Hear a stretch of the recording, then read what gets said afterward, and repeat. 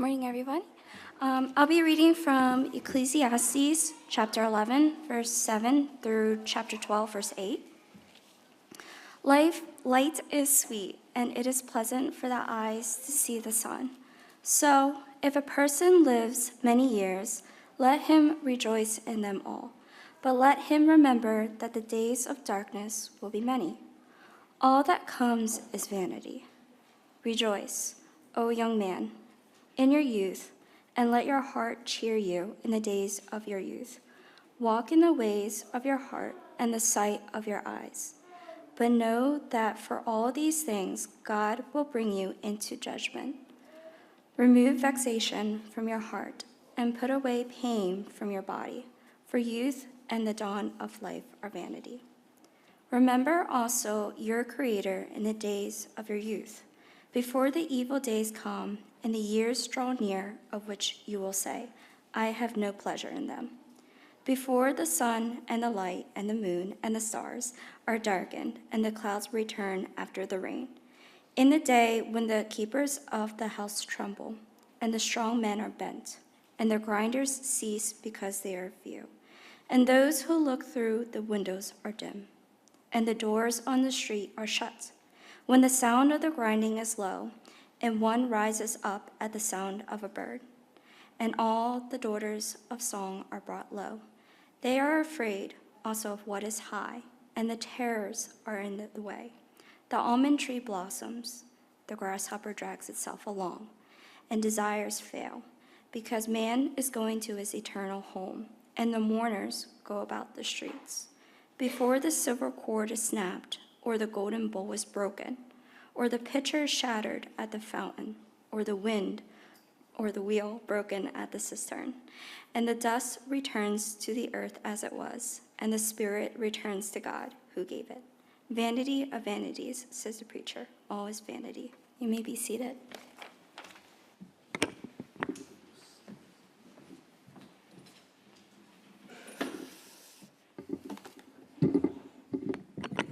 All right.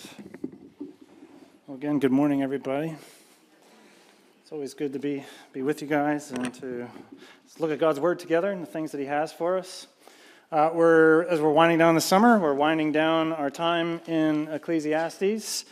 The goal was always that was going to be a summer series, and then we'll start some new things in the fall, which we'll talk about a little bit later. Not today, but we'll talk about later. So we have basically 2 Sundays left here in Ecclesiastes. Before then, Amy and I are going to be taking Callie out to Grand Rapids in Michigan, so we'll be away. We might be here, but I won't be preaching that first Sunday in September. So I've got 2 Sundays left in Ecclesiastes, and so we're going to be looking here in chapter 11 a little bit, and that first part of chapter 12 this morning, and then next week we'll kind of round it out, and we'll see how Kohelet wraps all this up. And maybe it's because, we're getting ready to send our firstborn off to college and drive her out to Michigan and Grand Rapids to start school, that I find myself thinking, well, is there anything left that I have to tell Callie before she goes off into the wild world of college and academia or whatever? I don't know. Maybe because I'm thinking that way, like I've just been reading Ecclesiastes a little bit more through the lens of what I think it is an older person trying to share wisdom to a younger person, to the next generation. Or like the book of Proverbs, it very well may be a father who's trying to pass along wisdom and insight to his son, right? Especially in this passage, right? You see it in here, rejoice, O young man. Like he's finally addressing this young man, this young person that perhaps the whole book might have been aimed at. And so this morning, you could say that maybe with that on the mind, like I'm looking at this passage really as a charge and encouragement to the young people, and I'm basically viewing my sermon as a sermon to the young people. I don't see a whole lot of them here. Was everybody on vacation? Oh, well. But yeah, so adults, you're welcome to listen in too. But if you consider yourself a young man or young woman, well, then here you go. I don't get very many invitations these days to teach in the youth group. Probably because the one time that they let me on the spring retreat this year, I don't know, what did I go for like an hour and a half or something? But that's only because I don't get to teach, and so I've got all this stuff stored up that when I get a chance, it just comes, anyway. So I'm viewing this as my chance to teach to the youth group and things, but I found it beneficial even to think through these things myself as a parent and whatever, so it's hopefully for all of us. But, so for you young people or young at heart or whoever, there's basically three things. So I'm basically going to be focusing on the verses in the middle. Mainly I'm looking at verses 9 and 10 in chapter 11 and verse 1 in chapter 12. I had Cindy read the rest of it, the stuff on the front end, the stuff on the back end, just to put it in its context so that we can understand where all this is coming from. We'll talk about that a little bit. But mainly I'm going after those three verses. Okay, and in those three verses, thanks to the English translation, like we have a very easy way of trying to remember. He basically gives us three instructions or three commands. He says, and they all begin with R, in English anyway. He says, rejoice. He says, remove. And he says, remember. Okay? And that's pretty much the sermon right there. If you can remember those three things, you got it. Rejoice, remove, and remember. All right? These are three sets of instructions as he's wrapping up this book, some of his final words from Kohelet to his son or to whatever, the young generation. And if by chance you're visiting with us or you haven't been with us over the summer, I'm going to keep saying that word Kohelet. I was with Mike Schwain on Friday night, and he was telling me that him and Natasha were wanting to ask, who is this person, Cruella? Kohelet. I was probably all Mike, I'm sure. Yeah, anyway. So you see it there in the translation, or, our translation says at the end, vanity of vanities, says the preacher. And you probably see there, preacher is capitalized. In the Hebrew, there's no the, it's there. It says vanity of vanities, says preacher, or vanity of vanities, says Kohelet. And that's who we're going to give the name to. Anyway, so that's just a side point. So anyway, he's got three commands: rejoice, remove, and remember. And if you ask me, as I read it, it seems to me that the last two, remove and remember, are in service to the first one.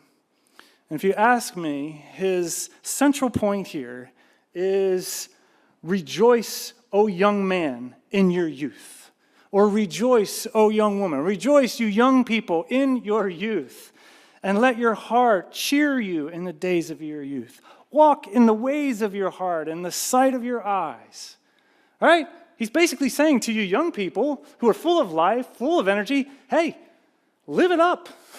Enjoy it. Rejoice in the days of your youth. Megan and I were driving home. She babysits for a family over in Media a couple days a week. And we were driving back from that, and she was talking about how, she's going in the junior year. She wants to get more hours, more work in. So she can't decide, they'll let me do another day here, or should I just try to find another job, maybe work at a coffee shop or whatever. And and I started to just ask, why, what is your 2 days, your $60 a week or whatever it is, you need to spend more than that? Like, why are we going to? He says, well, I got to start saving up. I got college coming and things like that. And so there's part of me as a dad that's like, I'm kind of proud that my daughter's taking responsibility and wants to join the working world and, start saving up for this. I don't have to pay as much for college. It's a good thing. I like that. But then on the other hand, like I got Kohelet in the back of my all week, saying, rejoice in your youth, right? And so I found myself saying to Megan, oh, that's good, but you got the rest of your life to work and to save money and all these things.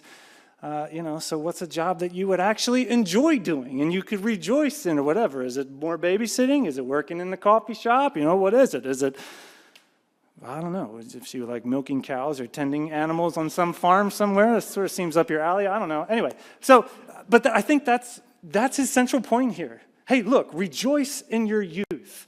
Let your heart be full of cheer and gladness, right? Go after what your heart desires. Go after what your eyes see. Okay, and I put the context in because it should come as no surprise. Why is he saying this? Because death comes for us all, right? He's ever cheerful Kohelet, doing his thing. Light is sweet and is pleasant for the eyes. So if a person lives many years, let him rejoice in them. But let him remember that the days of darkness will be many. All that comes is vanity, or all that comes is hevel, or smoke. It's fleeting. It defies being able to be grasped and utilized and manipulated for your personal gain. It's all hevel. And then on the back end of it, he actually launches, you don't pick it up. I'm always curious why they don't break this down in like poetic form, but he actually launches into a poem at the end of, or in the beginning of chapter 12. He starts the book with a poem, if you remember in chapter 1, and he ends it with a poem. And like poets are able to do, they take scenes from creation or scenes from life to sort of convey a sense of emotion. And for Kohelet, it's just bleak and it's sad because the days of decay, the days of frustration, the days of darkness and death are coming.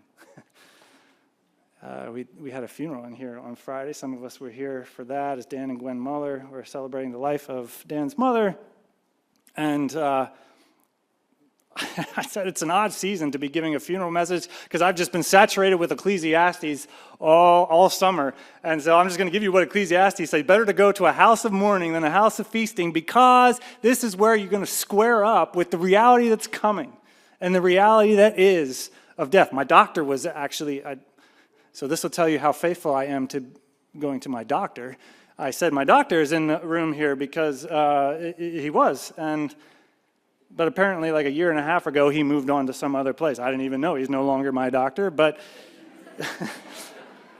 right? But he would say, even if I was faithful in coming to the doctor, and even if I was faithful getting those tests that he prescribed for me a year and a half, 2 years ago, or whatever, death comes.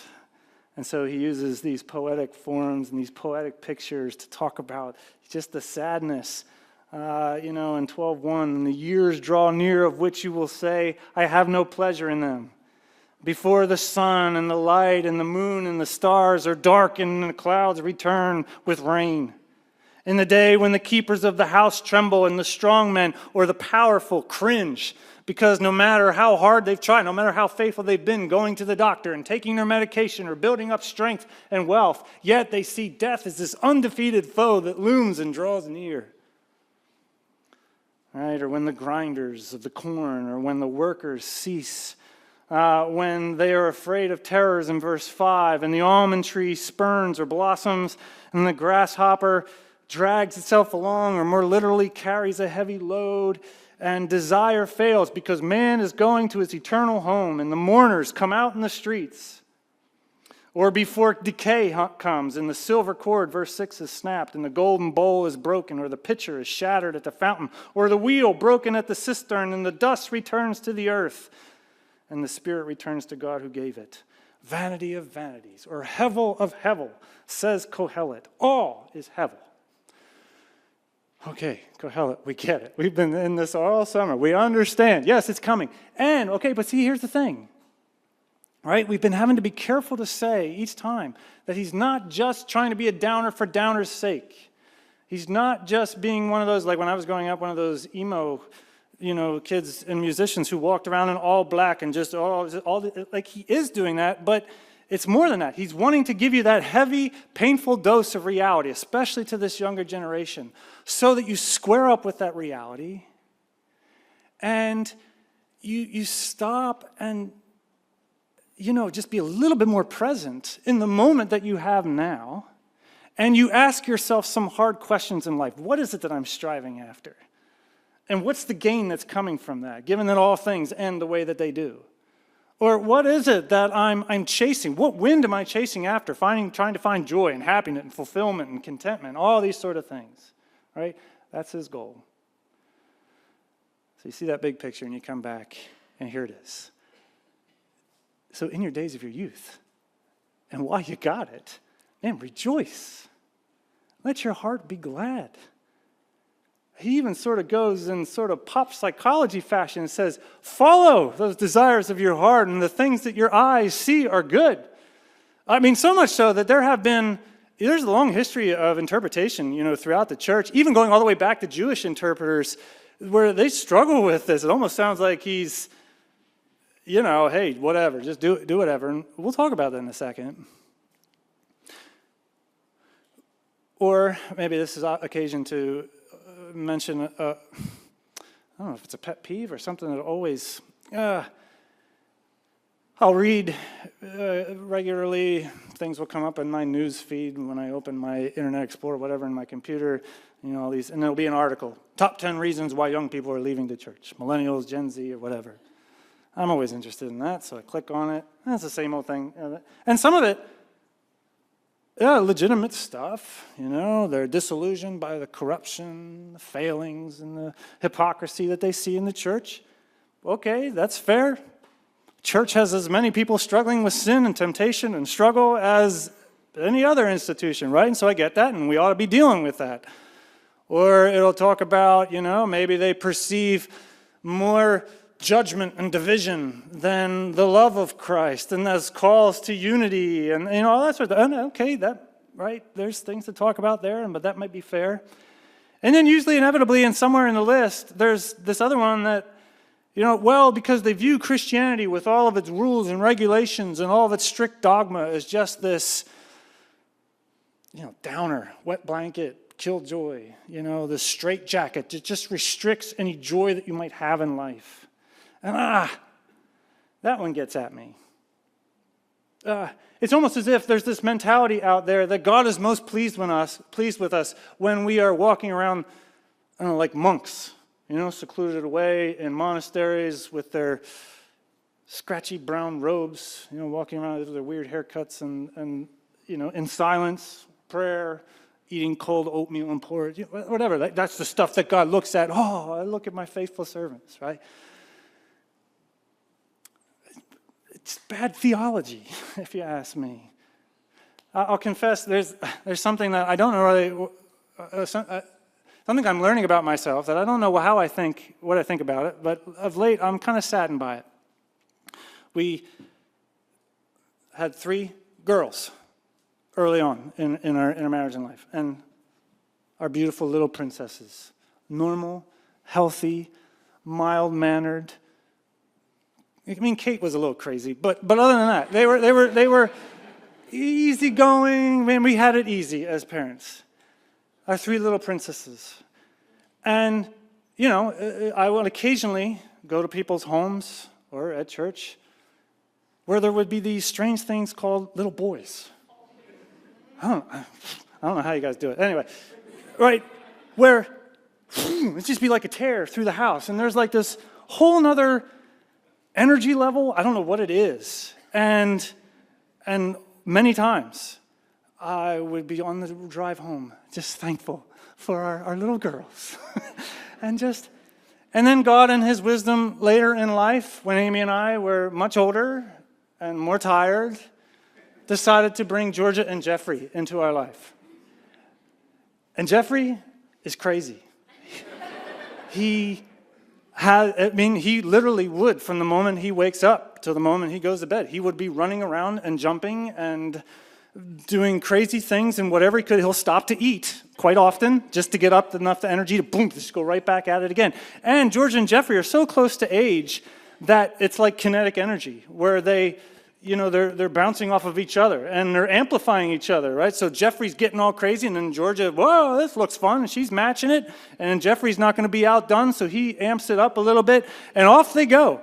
And I'm constantly, I feel like, come on, guys, simmer down, get control. So much so that I've noticed of late that if I'm at home and if I'm sitting at the table or doing any work or whatever that, and I look and the kids, and they're playing in the living room and they're bouncing off the walls and they're having fun, and you can tell like the fun is getting so much fun, and then they pause and they look at me. Like, is this okay? Am I allowed to be having this much fun? Because apparently when it gets to a certain level of fun, I interject.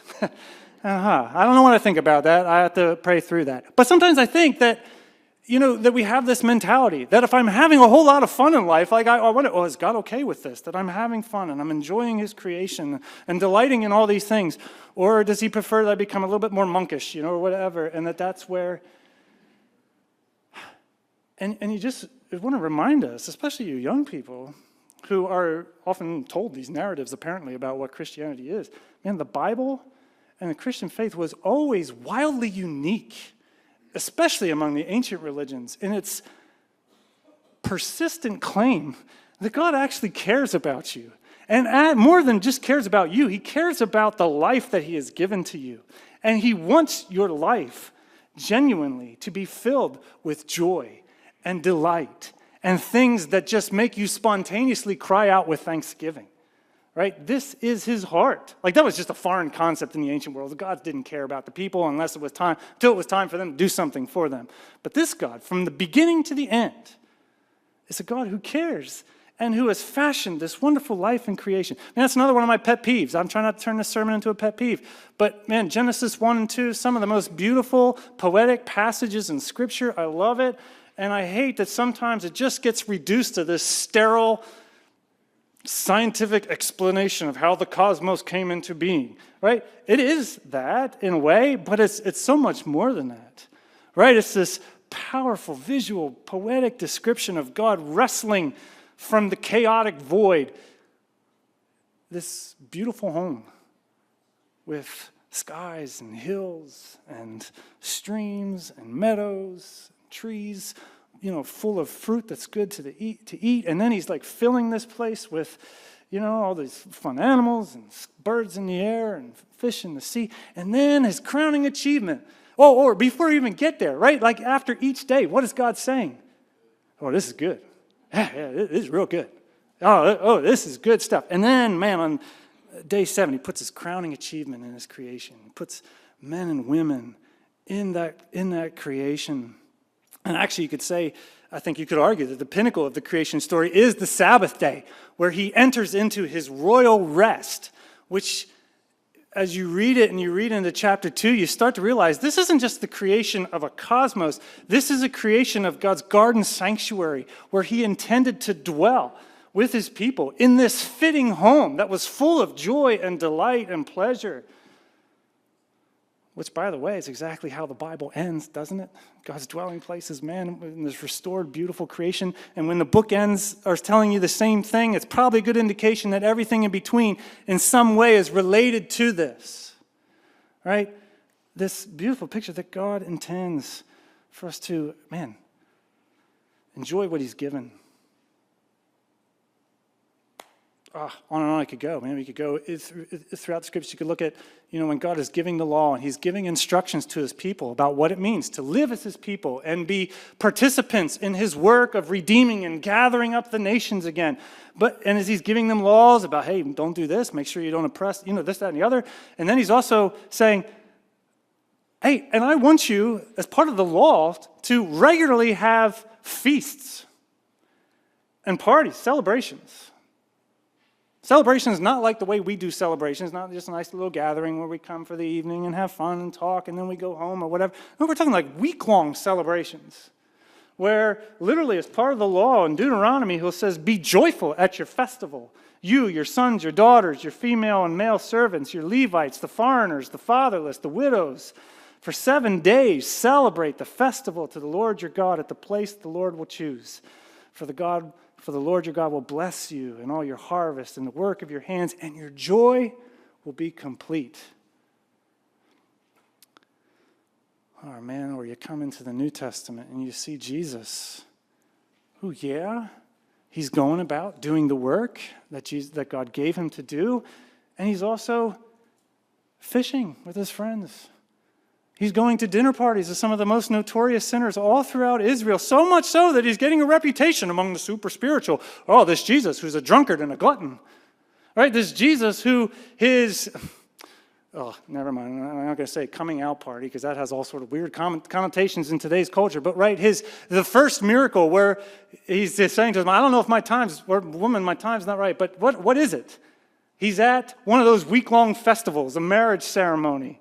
And as that place has been partying hard all the way through, such that the wine is all gone and wrapped up, and yet there's still more party to be had, what does he do? He takes the cisterns of the ceremonial cleansing water, and he turns them into wine so that the party could keep going. I fully imagine that people were constantly inviting Jesus into their home, into their dinner parties. Yeah, because he was a man full of wisdom. Yeah, because they were starting to see this is the Son of God, the one sent from God. But I also think, too, because I genuinely think he was probably the life of the party. And as they saw this guy filled with so much wisdom and so much joy and so much purpose, like there was the desire to live in that.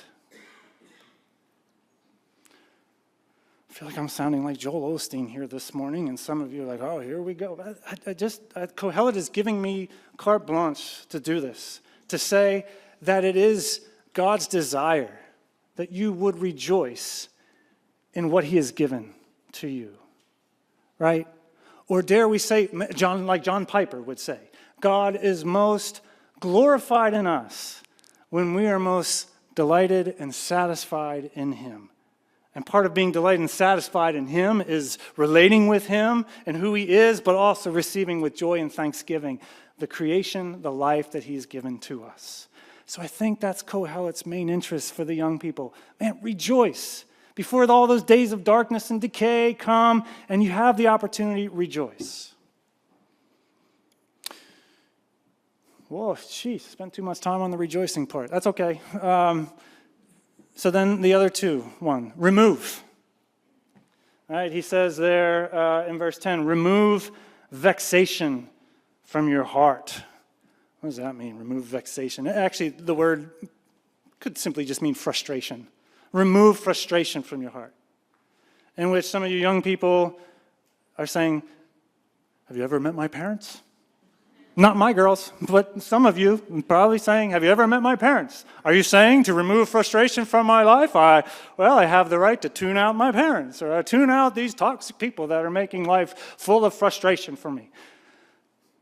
Okay, fair question to ask Kohelet someday, maybe, but it's actually more nuanced than that. Do you pick it up? He doesn't say, remove from your life toxic people, frustrating circumstances and situations. I don't want to read too much into it, but I think it's telling that he says remove from your heart vexation and frustration. Like, I think he's keeping step with the stuff that he's been doing all throughout the book as he's been posing these questions, right, to his readers. What is it you're chasing after? What is it you're striving for, right? He's constantly asking that question. What gain do we get from all of our striving in life? Or like we read last week, and he's posing this question. What is it you're chasing after? Me? I went chasing after the consumption of pleasure. And whatever my eye saw, I went after. Or me, I went chasing after folly. I tried that, and drunkenness, and stupidity. I tried to see if there was anything in that. Or I went chasing after art, and high society, and accomplishments. Or I went chasing after, using people to be singers, and even using people for my sexual pleasure or whatever, right? And these were unfruitful pathways of joy and meaning and purpose, right? So he's constantly asking, what are you chasing? What are you striving for? What wind are you following around? And I think his point is because these things are what will just constantly lead to frustration. And so I think he's more posing that question. Hey, remove from your heart some of these things that you're chasing after or striving for, which are constantly leading you into frustration. And so I was trying to think this week, what maybe are some of the things that our young people maybe strive for, younger generation today, you strive for, you chase after, and I don't know. Maybe some things that I notice or I wonder about. There's certainly the age-old striving for, recognition. I don't know if it's status, acceptance, affirmation, acclaim. This is as old as the day is long, right? Every generation has always had this fascination with the cool people or the in-crowd popular folks and this desire to strive for that or something. But I wonder if today's younger generation, that is even amplified a little bit more. Because even if you don't manage to attain to that level of high society in the high schools or whatever, well, you've got stuff now called social media, where you can, gather a couple hundred followers, maybe a couple thousand followers, and, you can pose pictures of yourself all done up, living exciting, fun lives. And then as you post it, you can watch the list of comments come through. Oh, you're so beautiful, and you're so awesome, and then you see that magic little heart turn red, and keep lighting up. And every time that turns red, and every time that lights up and dings or whatever it does, and another indicator somebody likes this, there's a little something in the brain that says, "Bing, that feels good." And man, we become drawn to that. We become addicted to that. I had to let go of social media really a long time ago, just because that was a major source of frustration. Everybody airing their opinions about this, that, and the other. Or even I found myself maybe wanting to use social media to post, vanity of vanity, says the Kohelet, right? Post good, anyway, never mind. But I do have an Instagram account. Apologies, I don't really accept friends on that. It's just a way to show things to family if I need to, or it's a way for me to follow certain barbecue guys that I like, or national park pictures, or to spy on my kids. So I see when my kids post, and then I always want to go watch the comments. There's never a negative comment on there. I'm wanting to be the one that comes in, and as everybody's saying, oh, you're so beautiful, so pretty, or looks so fun, I just want to respond, meh. Your hair is looking a little off today. What's up with that? Just to give a little dose of reality here, or to ward off some of that addictive tendencies or whatever. Because I wonder, right, is there even more of this desire for acclaim, recognition, a place that, I don't know what? Watch out. Maybe remove what needs to be removed there, because that would be a major source of frustration. Or I wonder, I'm forgetting the second one. Look at this. I have to grab my outline here. This is one I wonder, in a suburban American culture, do our young people feel this real pressure to strive after accomplishment, achievement, success, maybe more than I did growing up in central Pennsylvania, more out in the country, in the sticks and things like that? Because in this area, right, the neighborhood is full of people who are type A personalities, who have gone hard after success and accomplishment, and they've attained it. And as parents, we tend to pass those things along to our children. And so I wonder if there, are teens who are walking around with this, man, I got a success, achievement, accomplishment, and hey, there's nothing wrong with ambition. I'm not saying that, but you got to watch out. That can be super oppressive stuff. Man, Raj Lewis has been helpful in, talking about, he works as an addiction counselor. He works with people with substance addiction. He used to work at City Team, and he would deal with people who had turned to addiction and substances, oftentimes as a result of, traumatic experiences of life, or really just messed up, broken circumstances. And now, he's working at Karen Rehabilitation Centers, more with, I don't know what you want to call them, high-profile, executives who have gone hard after achievement and accomplishment, and they've attained it, and as a result have taken on a whole lot of that pressure and that stress and anxiety, and to cope and to get by, have turned to substances to help out, and before they know it, are addicted to all sorts of things, and are coming to Raj and the folks at Karen for some sort of treatment or care in that, right? Or I wonder, do our young people today, I was thinking when I was growing up, so I'll tell you how old I am, man, we didn't have the internet, the interweb, where I could go on, and every time I opened on, up came a news feed that told me everything that was happening all around the globe. Or I didn't have social media where people were airing their opinions about Donald Trump or Kamala Harris or whatever, or this, that, and the other. If you wanted to know the tragedies that were going on, or if you wanted to know the depths of brokenness or cursedness or depravity that was happening in the world, you had to watch the evening news. And what teenager is sitting at home in the evening, spending what few hours you have before you got to go to school the next day watching the evening news, right? So I was blissfully naive. But I wonder if today our young people, in the day and age where there is constant connection and constant information and constant access to all that is happening all around the world, and constant exposure to the brokenness and the cursedness and all these things, right? Is there not this heightened sense of anxiety, concern, fear, which then leads for this heightened sense of control? Man, I need to get some kind of control over my life, and where this is all going to, I don't know. I just wonder. And I think all of these things for Kohelet, this is stuff that will rob you of enjoying what I have for you today and what I have called you to and what I am giving to you. So what are you striving for? Acclaim, success, control, consumption, whatever it is. Remove that stuff that is keeping you from being present in the moment and walking around in starry-eyed wonder at all that God has given and all that he has for you to receive. Remove. Okay? So rejoice, remove, so that you can rejoice. And then the last one. What is it? Remember. Remember what? Remember your Creator. And I think it's telling that he doesn't say, remember Yahweh, or remember Elohim, remember the living God. He says, remember your Creator. And again, I don't want to read too much into it, but we said from day one that I think Ecclesiastes is the chronicling of Kohelet's struggle, for lack of a better term, with being a creature. He's having a hard time being just another one of the creatures with limits.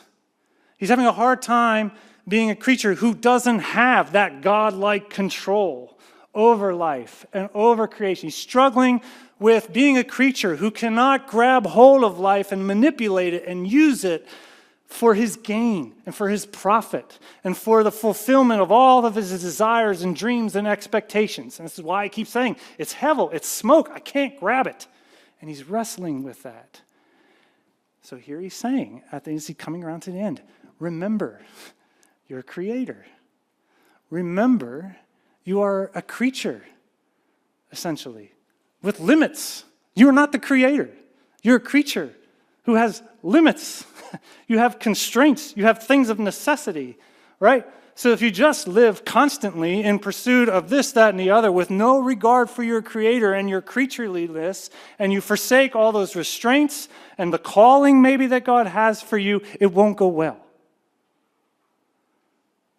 As much as I would like to have cheesesteaks multiple times a day, multiple times a week, if I just live in that perpetual freedom to do that, it won't go well. It will cause, as he mentions earlier, which we didn't even talk about, distress to my body. And he's saying, remove that too. Get that out of there. Right? Eugene Peterson. Highly recommend Eugene Peterson. Sometimes gets a bad rep for, never mind. But Eugene Peterson has taught me more, maybe than any other writer, about just the beauty of the simple things of life that God has given to you. And he's also taught me, maybe more than anyone else, the beauty of creatureliness.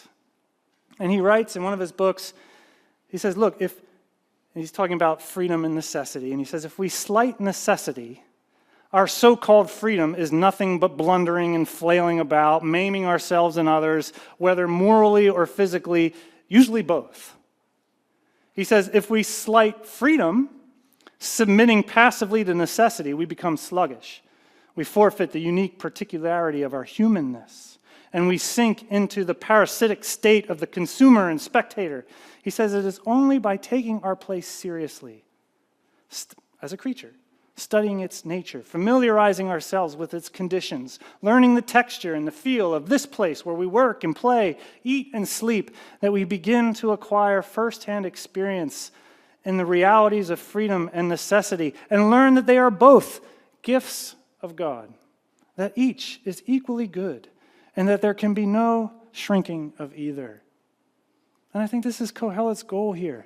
Yeah, go after your heart's desires.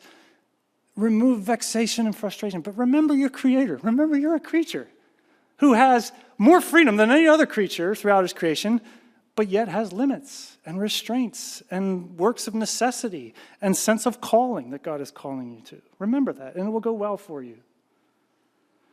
And Kohelet is often talking about how you can find joy in your labor and your work, all of which is from the hand of God. So we do well to remember, you young people, your Creator. When we are considering, that's the sign that I got to wrap this up. We're getting there, real close. We're in the last R. We're almost there, right?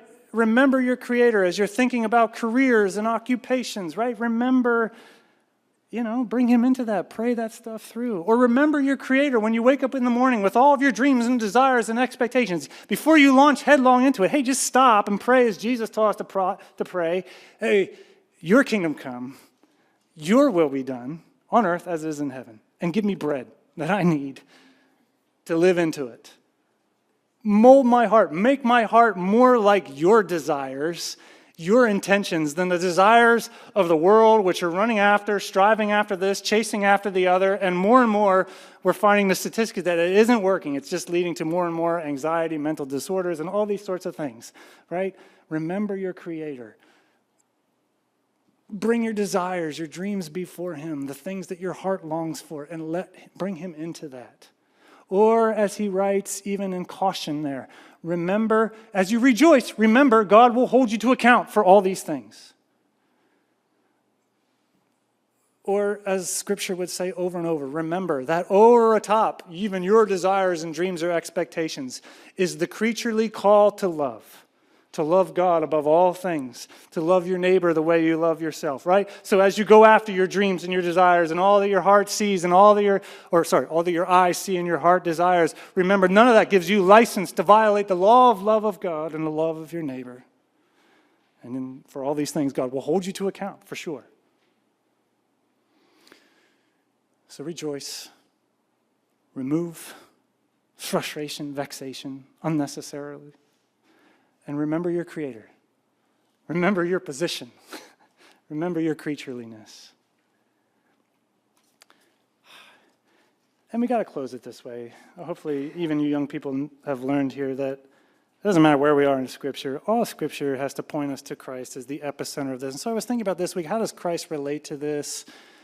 And what just kept coming to mind was Christ, or what kept coming to mind was this, okay, Kelhelet, I hear what you're saying, but man, young people, you live in a hard world today. You live in a world where all that access to all that is making life really difficult and anxiety-inducing and all these sort of things. So yeah, rejoice. It's not as easy maybe as it used to be.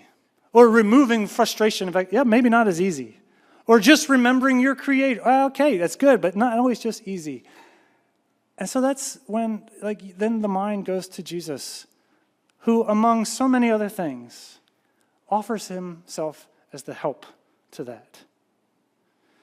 And for whatever reason, I was drawn to the testimony of one of the Gen Z people out there, Joshua Bassett, of all people. Some of you older, who the heck is that? I got introduced to Joshua Bassett when my kids were in their Disney, what was that show? High School Musical phase, right? He was the main guy in that. Or Joshua Bassett, for me, I was apparently this guy that a bunch of girls can't get over, and so they write songs about him. But actually there's a lot more to his life I've learned through watching a couple interviews of his. Don't ask me how I got onto them, but I did. And apparently his life was marked by actually some very dark and tragic things. Sexual trauma and abuse. Very dangerous medical conditions that wound him up in the hospital with sepsis and all these sort of things. And then all of that constantly led to this sense of anxiety and despair and frustration and just this constant disappointment, and which then led to, he would say, addiction to all sorts of self-destructive things. And he would say, my road was plummeting to pure destruction.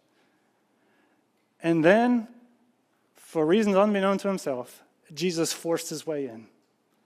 And through a couple incidents, you can listen to his testimony and things like Jesus' way. And he said, as he yielded and eventually surrendered life to Christ, he found a peace that he had never known. He found a joy that he had never known in life. He found a hope and a confidence that he had never known in life. And literally, as you watch now, interviews of this guy, he's literally a guy that is just filled with joy, overflowing. He's almost struggling to sit still because he can't stop smiling because of the joy that is in his life. Or if you read him on Twitter or your social media, he's constantly posting about how the gospel is such good news, right? I won't read quotes from him other than just to say that he has found in Jesus, again, this peace, this comfort, this security, this hope, this confidence that the King has triumphed, or in the love and the acceptance of Christ, freedom, which is just that reminder that Jesus is so many things. He's the one who purchases our redemption. He's the one who has defeated the power of sin and death so that we don't have to be so fearful and so ominous in the face of death, stuff that Kohelet longed to be able to see. right? He's the Jesus who is enthroned at the right hand of the Father as king, directing the affairs of creation, and also, as the writer of Hebrews says, interceding for us day and night, praying for us. He's the one who was tried and tested in every way, made perfect through suffering, says the writer of Hebrews, so that he could be a faithful high priest, so that he could be a brother, so that he could be a faithful friend to us and walk with us as we struggle to rejoice in his creation. Right? He is the one who has bestowed the unshakable and full forgiveness and acceptance of the Father so that we can remove this constant chasing of the affirmation and the acceptance of others. He is the one who has dealt a death blow, not just to death, but to Satan himself, so that we can know for certain that life, so we can sing with joy. He's just getting started. And so maybe I don't have to be ruled by, the fearful stuff that I just see constantly around me. In other words, and we'll close it with this. The charge, draw near to Jesus, who has come to be with you in life. Again, another shocking thing about scriptures and the Christian faith, that he would enter into, anyway, you've heard me say it over and over. Draw near to this Jesus. Sit at his feet. Listen to him. Bring to him your desires, your dreams, your frustrations, your vexations, all these things. Let him speak to you. Let him remind you of who you are. Let him remind you what he's done. Let him remind you what he's accomplished. Let his Spirit work in your life, freeing you of things and leading you ultimately into this full-blooded, wholehearted rejoicing at all that God has given to you and rejoicing in all that he has yet in store for you. Amen? In the name of the Father, and the Son, and the Holy Spirit.